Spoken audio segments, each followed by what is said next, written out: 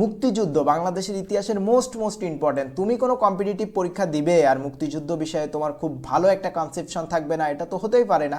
এখন 4 নম্বর যে প্রশ্নটা আছে, এটা সঠিক আনসারটা কি তুমি কি কনফিডেন্টলি বলতে পারবে? সপ্তম নৌবহরে কয়েকটি জাহাজের সমন্বয়ে কি গঠন করা হয়? ঢাকা বিশ্ববিদ্যালয়ের ক্ষেত্রে একটা কথা প্রচলিত আছে যে ঢাকা বিশ্ববিদ্যালয় নাকি চিপাচাপা থেকে প্রশ্ন করে। তো ঢাকা বিশ্ববিদ্যালয় কি আসলেই চিপাচাপা থেকে প্রশ্ন করে? হ্যাঁ, ঢাকা বিশ্ববিদ্যালয় কিন্তু আসলেই চিপাচাপা থেকে প্রশ্ন করে।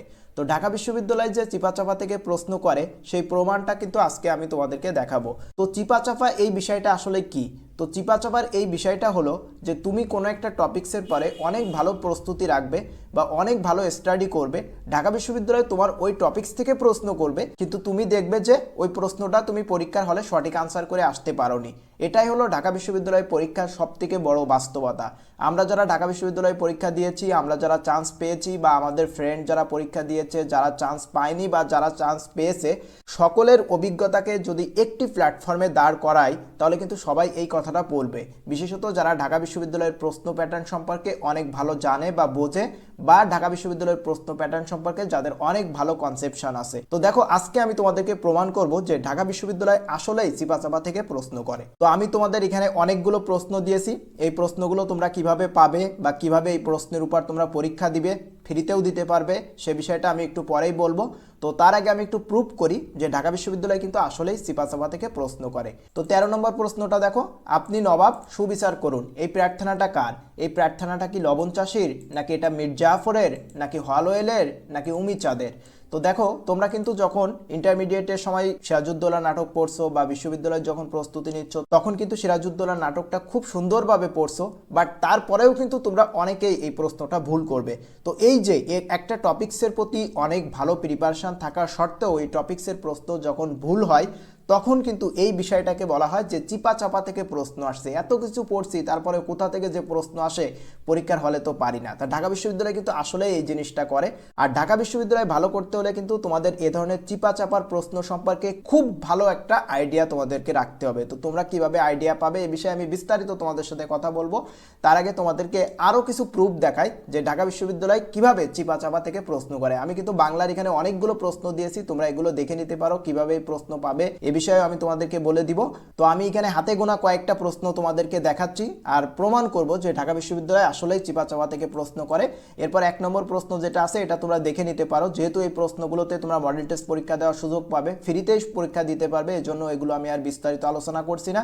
এরপর দেখো, যদি সাধারণ জ্ঞানের কথা বলি, এই যে 1 নম্বর যে প্রশ্নটা আছে 21 দফা কর্মসূচি রুচিওতাকে। তো তোমরা যারা ঢাকা বিশ্ববিদ্যালয়ে পরীক্ষার জন্য প্রস্তুতি নিচ্ছ তারা তো বাংলাদেশের মুক্তিযুদ্ধ, বিশেষত পাকিস্তান পিরিয়ডে বাংলাদেশের ইতিহাস, এই বিষয়ে তো তোমরা হিউজ স্টাডি করেছো। এখন আমাকে বলো তো 21 দফা কর্মসূচি রচিয়তরা কে? সঠিক আনসারটা কোনটা হবে এটা তোমরা একটু গেস করো। এরপর 2 নম্বর যে প্রশ্নটা আছে দেখো, চৈনিক পরিব্রাজকের মধ্যে কে প্রথম ভারতে আসেন? মুক্তিযুদ্ধ বাংলাদেশের ইতিহাসের মোস্ট ইম্পর্টেন্ট। তুমি কোনো কম্পিটিটিভ পরীক্ষা দিবে আর মুক্তিযুদ্ধ বিষয়ে তোমার খুব ভালো একটা কনসেপশন থাকবে না, এটা তো হতেই পারে না। এখন 4 নম্বর যে প্রশ্নটা আছে এটা সঠিক আনসারটা কি তুমি কি কনফিডেন্টলি বলতে পারবে? সপ্তম নৌবহরে কয়েকটি জাহাজের সমন্বয়ে কি গঠন করা হয়? এই যে প্রশ্ন এটাই কিন্তু চিপাচাপার প্রশ্ন। তুমি অনেক বেশি স্টাডি করা সত্ত্বেও কিন্তু তুমি কিছু কিছু প্রশ্ন ভুল করবে, কিছু কিছু প্রশ্ন তোমার অজানা থেকে যাবে, আর বিশ্ববিদ্যালয় কিন্তু ওই প্রশ্নগুলোই দিবে। সো তোমাকে কিন্তু কেয়ারফুল থাকতে হবে। এরপর দেখো, কনসার্ট ফর বাংলাদেশ, এটা পড়িনি এমন কোনো স্টুডেন্ট হয়তো নাই, প্রত্যেকেই কনসার্ট ফর বাংলাদেশ খুব ভালোভাবে পড়ছে। এখন আমাকে বলো, কনসার্ট ফর বাংলাদেশের পরিচালক কে ছিল? এই যে 4টা অপশান আছে, সঠিক উত্তর কোনটা হতে পারে তুমি নিজেই বলো। এরপর দেখো, বাংলাদেশের যে প্রাচীন ইতিহাস বা মুঘল ইতিহাস যেটা আছে এগুলো সম্পর্কে কিন্তু তোমরা হিউজ স্টাডি করেছো। এখন বলো তো ফকির বাদশাহ নামে কে পরিচিত ছিল? এরপর দেখো, সাম্প্রতিক বিষয় থেকে কিন্তু ঢাকা বিশ্ববিদ্যালয় প্রচুর প্রশ্ন করে, এখানে কিন্তু সাম্প্রতিক বিষয়ের উপর অনেক প্রশ্ন আছে। এরপর 8 নম্বর দেখো, বাংলাদেশ প্রথম অগ্রাধিকারমূলক বাণিজ্যিক চুক্তি স্বাক্ষর করে কোন দেশের সাথে? তো কোন দেশের সাথে তুমি বলো। ক্র্যাক প্লাটুনের সর্বাধিনায়ক কে ছিল? তুমি বলো যে ক্র্যাক প্লাটুনের সর্বাধিনায়ক কে ছিল। তুমি কিন্তু মুক্তিযুদ্ধ বিষয়ে অনেক ভালো পড়া সত্ত্বেও এই ধরনের প্রশ্নগুলো কিন্তু ভুল করবে। এরপর 10 নম্বরটা দেখো, লিভিং নো ওয়ান বিহাইন্ড কোনটির মূলনীতি? তো নিচে যে বিষয়গুলো দেওয়া আছে, তো লিভিং নো ওয়ান বিহাইন্ড, তো এটা কোনটার মূলনীতি তুমি বলো তো। এরপর দেখো, সিডিউ সনদে কতটি প্রেক্ষিত থেকে নারীদের সমস্যা সমাধানের নির্দেশ দেওয়া হয়েছে? তো তুমি কিন্তু শিডিউল সনদ সম্পর্কে হয়তো অনেক ভালো পড়াশোনা করছো, কারণ এটা মোস্ট ইম্পর্টেন্ট একটা সনদ। তো আমাকে বলো কতটা প্রেক্ষাপট থেকে নারীদের সমস্যা সমাধানের নির্দেশ দেওয়া হয়েছে। পোড়ামাটির নীতি কাদের জন্য প্রচলিত ছিল? মুক্তিযুদ্ধ নিয়ে তো অনেক পড়ছো, তুমি আমাকে বলো 7ই মার্চের ভাষণে বঙ্গবন্ধু কয়েক দফা দাবি করেন? সারা বছর দিন রাত্রি সমান থাকে কোথায়? 16 নম্বর প্রশ্নের উত্তরটা আমাকে বলো তো, যে গর্জনশীল 40 সাথে সম্পর্কযুক্ত বায়ু কোনটি? প্রেক্ষিত পরিকল্পনার সময়সীমা কত? ঢাকা বিশ্ববিদ্যালয় যদি এবার আহামরি কোনো পরিবর্তন না করে, এবারেও কিন্তু এই ফরম্যাটের কিন্তু প্রশ্নগুলো আসবে। নেলসন ম্যান্ডেলাকে কোন দ্বীপে নির্বাসন দেওয়া হয়? তুমি বলো কোন দ্বীপে নির্বাসন দেওয়া হয়? অনেকেই অনেক কনফিডেন্স নিয়ে এই প্রশ্নটার আনসার করবে, কিন্তু যখন আনসার করবে তখন দেখবে না এই প্রশ্নটা তুমি ভুল করে আসছো। এরপর দেখো পরশুরামের প্রাসাদ কোথায় অবস্থিত? কোথায় অবস্থিত তুমি বলো। কিছুদিন পরেই তোমার ঢাকা বিশ্ববিদ্যালয়ের পরীক্ষা, তো এই ধরনের প্রশ্নগুলো তো মোস্ট ইম্পর্টেন্ট, কারণ ঢাকা বিশ্ববিদ্যালয় কিন্তু বিগত যে প্রশ্নগুলো ফ্রিকোয়েন্টলি বিভিন্ন জব বা বিভিন্ন বিশ্ববিদ্যালয় বা কম্পিটিটিভ এক্সামগুলোতে আসছে, ওই প্রশ্ন কিন্তু তোমাকে দিবে না। ঢাকা বিশ্ববিদ্যালয় এমন প্রশ্ন দিবে যেটা একটু আনকমন। এরপর দেখো 26 নম্বর যে প্রশ্নটা আছে, বাংলাদেশ সরকারের সংবিধানে কততম সংশোধনীর মাধ্যমে উপজাতিদের ক্ষুদ্র নৃগোষ্ঠী হিসাবে অভিহিত করা হয়? তো কততম সংশোধনীর মাধ্যমে ক্ষুদ্র নৃগোষ্ঠী হিসেবে অভিহিত করা হয়? এরপর দেখো আল্ট্রা সুপার ক্রিটিক্যাল প্রযুক্তি ব্যবহার করে বিদ্যুৎ উৎপাদনে বাংলাদেশ বিশ্বের কততম? তো কততম তুমি বলো, তুমি তো কিছুদিন পরেই ঢাকা বিশ্ববিদ্যালয়ের পরীক্ষা দিবে। 28 নম্বরটা দেখো হামাসের নিজস্ব প্রযুক্তির এয়ার ডিফেন্স সিস্টেম কোনটা? এবার দেখো আর্টিফিশিয়াল ইন্টেলিজেন্সটা কি? ডেস্ক গভর্নমেন্ট কাকে বলা হয়? তো এই ধরনের প্রশ্নগুলো যদি তুমি না জানো, ঢাকা বিশ্ববিদ্যালয় কিন্তু ভালো করতে পারবে না।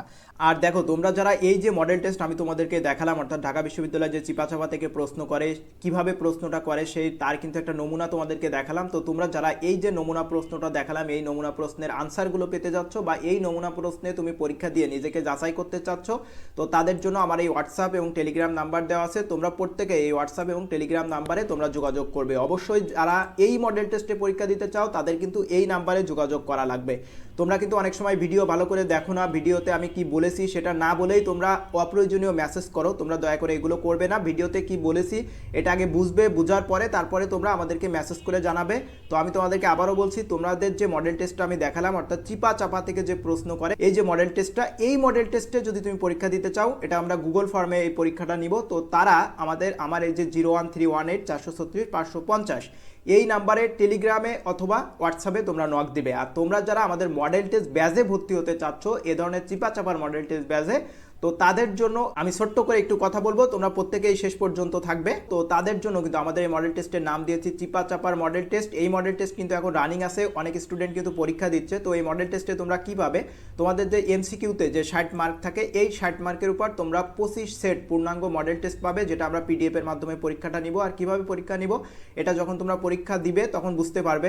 আর এছাড়াও কিন্তু আমরা সাম্প্রতিক প্রশ্নের উপর সাজেশন দিব, এবং যে সাম্প্রতিক প্রশ্ন থেকে আমরা প্রশ্নগুলো করব ইনশাল্লাহ তোমরা কমন পেয়ে যাবে। সাম্প্রতিক বিষয় নিয়ে তোমাদের টেনশন করা লাগবে না। আর দেখো এই যে চিপা চাপার মডেল টেস্ট, এটার ফি রাখছি আমরা মাত্র 500 টাকা। না 500 টাকা না, এটা যখন আমরা প্রথম লঞ্চ করেছিলাম তখন 500 টাকা ছিল। এখন তোমাদের জন্য যেন প্রত্যেকেই শেষ মুহূর্তে মডেল টেস্ট পরীক্ষা দিয়ে নিজেকে যাচাই করতে পারো তুমি আসলে ঢাকা বিশ্ববিদ্যালয়ের জন্য কতটা প্রিপার্ড, এটার জন্য তুমি নিজেকে জাজ করতে পারো। এজন্য তোমাদের সবার জন্য এটা উন্মুক্ত করে দেওয়া হয়েছে মাত্র 200 টাকায়। অর্থাৎ তোমরা এখন যারা এই মডেল টেস্টে পরীক্ষা দিবে, মাত্র 200 টাকায় তোমরা এই চিপা চাপার মডেল টেস্টে পরীক্ষা দিতে পারবে। আর আমাদের মডেল টেস্টগুলো কেমন হবে এটা কিন্তু আমি তোমাদেরকে দেখালাম। আর যারা আমাদের এই মডেল টেস্টের গুগল ফর্মে একটা পরীক্ষা দিয়ে আগে যাচাই করতে চাচ্ছ যে আসলে মডেল টেস্টগুলো কেমন, তাদের জন্য কিন্তু আমি যে হোয়াটসঅ্যাপ নাম্বারটা দিয়েছি, আমি আবারও একটু দেখাচ্ছি। এই যে হোয়াটসঅ্যাপ নাম্বারটা দিয়েছি, এই হোয়াটসঅ্যাপ নাম্বারে নক দিবে যারা এই মডেল টেস্টে পরীক্ষা দিয়ে আমাদের মডেল টেস্টগুলো কেমন হচ্ছে এটা যাচাই করতে চাও। আর যারা আমাদের মডেল টেস্ট ব্যাচে ভর্তি হতে চাও, তারা আমাদের এই যে নাম্বার আছে এই নাম্বারে তোমরা কল দিবে। টেলিগ্রাম, হোয়াটসঅ্যাপ, ফোন কল যেভাবে হয় তোমরা আমাদেরকে নক দিতে পারো। নক দিলে তোমরা আমাদের মডেল টেস্টে ভর্তি হতে পারবে। তো দেখো মডেল টেস্টের যখন প্রথম লঞ্চ হয়েছিল এটা কিন্তু 500 টাকা ফি ছিল, শেষ মুহূর্তে তোমরা 25 সেট মডেল টেস্ট কিন্তু পেয়ে যাচ্ছ। আমি আবারও একটু দেখাচ্ছি, তোমাদের 60 নম্বরের পূর্ণাঙ্গ 60 নম্বরের 25 সেট মডেল টেস্ট পাচ্ছ, 300 প্লাস সাম্প্রতিক প্রশ্ন পাচ্ছ। আমরা কিছু রিটেন সাপোর্ট দেওয়ারও চেষ্টা করবো। রিটেনের প্রতি কিন্তু ইতিমধ্যে আমরা অনেকগুলো ক্লাস নিয়েছি, ওই ক্লাসগুলো তোমাদের দেখলে তোমরা কিন্তু অনেক সাপোর্ট পেতে পারো।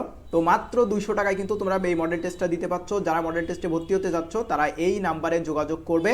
আর যারা আমাদের এই চিপা চাপার মডেল টেস্ট যেটা আমি নমুনা হিসেবে দেখিয়েছি, শুধুমাত্র এই মডেল টেস্টটা তোমাদের জন্য ফ্রি। এই মডেল টেস্টে পরীক্ষা দিতে হলে তোমাদেরকে কিন্তু এই যে টেলিগ্রাম নাম্বার এবং হোয়াটসঅ্যাপ নাম্বার আছে এই নাম্বারে নক দিতে হবে। তো তোমরা প্রত্যেকেই তোমাদের স্বপ্নের বিশ্ববিদ্যালয়ে ঢাকা বিশ্ববিদ্যালয়ে চান্স পাও সেই প্রত্যাশা রেখে আজকের মতো বিদায় নিচ্ছি। সবাই ভালো থেকো, সুস্থ থেকো, বাই বাই।